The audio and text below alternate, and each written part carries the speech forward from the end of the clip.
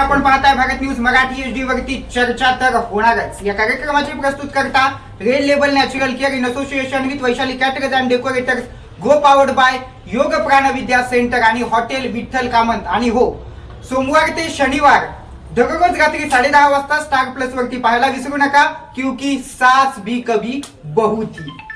आपल्या सोबत सध्या आपण शहापूर मध्ये आलेलो आहोत। फोन सायलेंट ठेवा, आधी तुमचा फोन बंद करून टाका, सगळ्यांनी फोन सायलेंट करून टाका। सध्या आपल्या सोबत शहापूरचे उमेदवार सुनीलजी बनसोडे बोलण्यासाठी आहेत। एकनाथ शिंदे या पक्षाचे ते म्हणजेच शिवसेना धनुष्यबाण चिन्हाचे ते उमेदवार आहेत। सुनीलजी, तुमचं स्वागत आहे भारत न्यूज मराठी HD मध्ये। नमस्ते सुनीलजी, मला सांगा, इतके उमेदवार असताना आणि इतके सगळे पक्ष असताना तुम्ही शिवसेनाच का निवडलीत?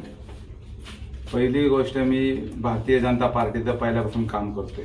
ही महायुती असल्या कारणाने हे शिवसेना महायुतीमधनं आरक्षणाची जागा जी आहे इथे समाजाची, त्या कॅटेगरीमध्ये मी असल्यामुळं मला शिवसेनेने उमेदवारी दिली।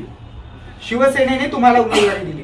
बघा, मला सांगा, शिवसेनेने तुम्हाला उमेदवारी दिली, आम्ही असं ऐकलंय आणि किंबहुना आम्ही असं पाहिलंय देखील की तुम्ही भरपूर वेळा पुण्यामध्ये राहायला असता, मग पुण्यावरून तुम्ही तुमच्या शहापूर या जिल्हा परिषद गटाची सूत्र कसं काय चालवणार?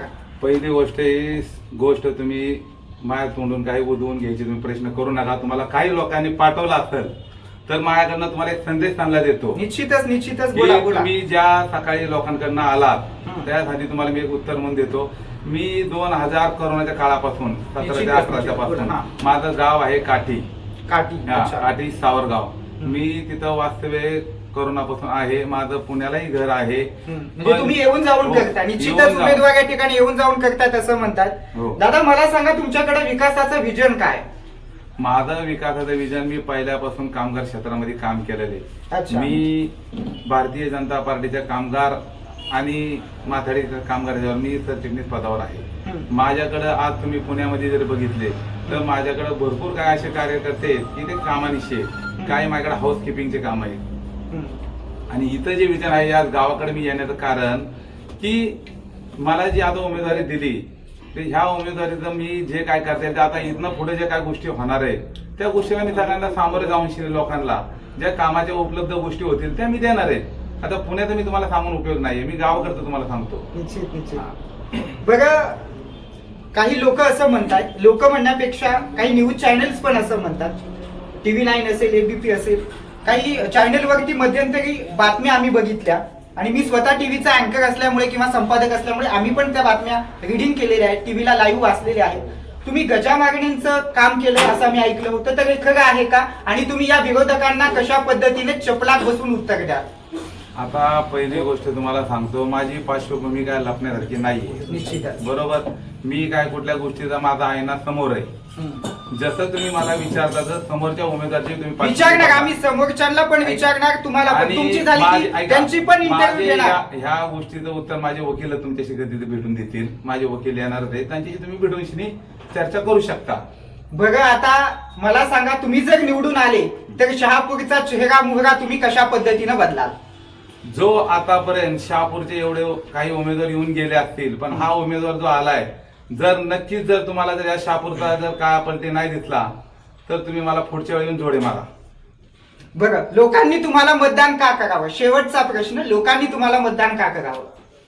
लोकांचा हा अधिकार आहे, स्वतःचा मत तर मी सांगू शकत ना त्यांनी का मतदान करावं, पण माझं विजन असं आहे की लोकांपर्यंत ज्या शेतकऱ्यांना त्रास होणार आहे होत्या, तिथं काही गोष्टी शेतकऱ्यांना त्रास आहे, काही गोष्टीमध्ये बघितलं तर विम्याचा त्रास आहे की, आणि इथं जे मी आता ऑफिस टाकलेलं ते 5 वर्षासाठी मी टाकणार आहे।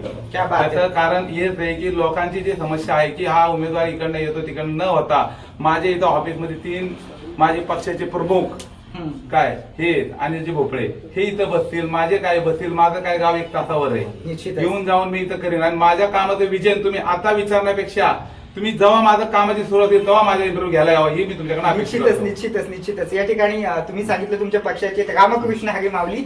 मला सांगा, तुमचा उमेदवार कितीचं लीड घेऊन निवडून येईल?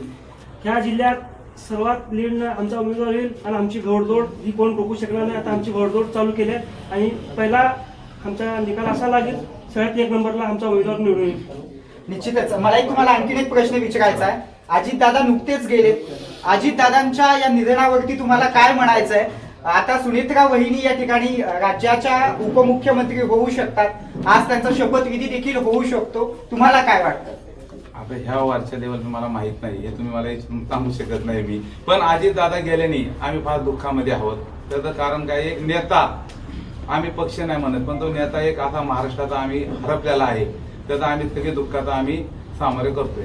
निश्चितच या ठिकाणी आपण बघितलं की विरोधकांनी जे काही उमेदवारांवरती लांछनं उडवली होती त्या सगळ्याचं उत्तर या ठिकाणी आपल्याला उमेदवाराने दिलेलं आहे. तुम्हाला पुढील निवडणुकीसाठी देखील खूप खूप शुभेच्छा. आणि आज तुम्ही चर्चा तर होणारच, आमच्या स्पेशल रणांगणामध्ये सहभागी झालात त्याबद्दल देखील तुमच्या सगळ्यांचे आभार मानतो. यासह चर्चा तर होणारच मध्ये वेळ झाली इथेच थांबण्याची. तुम्ही मात्र कोठे जाऊ नका. पाहत रहा नव्या कोऱ्या महाराष्ट्राचं नवं कोरं TV channel Bharat news Marathi. Bharatiya Janata पार्टीचा भारत न्यूज मराठी HD. आणि हो, आता आपला भारत न्यूज मराठी HD खूप मोठा झालाय.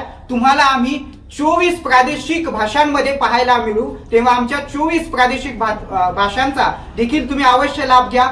आणि हो, अत्यंत महत्वाचं, शेवट जाता जाता आपल्या कार्यक्रमाच्या स्पॉन्सरशिप बद्दल सांगतो. या कार्यक्रमाचे प्रस्तुतकर्ता हॉटेल विठ्ठल कामंत, सोबतच रेड लेबल नॅचरल केअर, सोबतच क्योंकि सास भी कभी बहू थी याकडे देखील लक्ष द्या. सोमवार ते शनिवार रोज रात्री 10:30 वाजता पाहायला विसरू नका, फक्त स्टार प्लस वरती, क्योंकि सास भी कभी बहू थी. यासह चर्चा तर होणारच मध्ये इथेच थांबतोय.